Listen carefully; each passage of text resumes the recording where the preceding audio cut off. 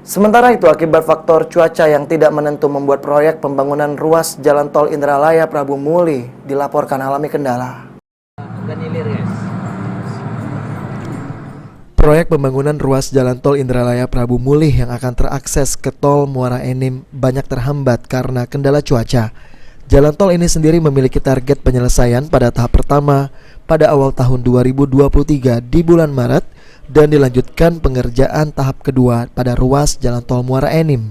Menurut Site Operation Manager STA 37 PT Hutama Karya, ruas jalan tol sepanjang 65 km ini melintasi dua wilayah Kabupaten Muara Enim, yaitu Kecamatan Kelekar dan Kecamatan Belide Darat.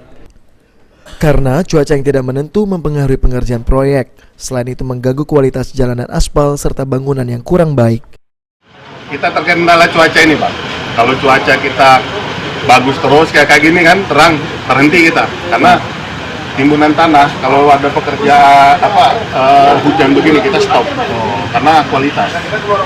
20% belum selesai itu pengaspalan atau gimana, Pak? Apa masih?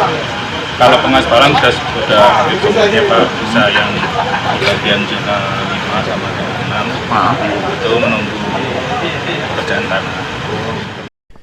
Kontraktor proyek pembangunan Jalan Tol Indralaya Prabu Muli sendiri berjanji akan segera merampungkan pengerjaan proyek tol sesuai target sehingga pada bulan Maret 2023 sudah bisa digunakan untuk kendaraan umum.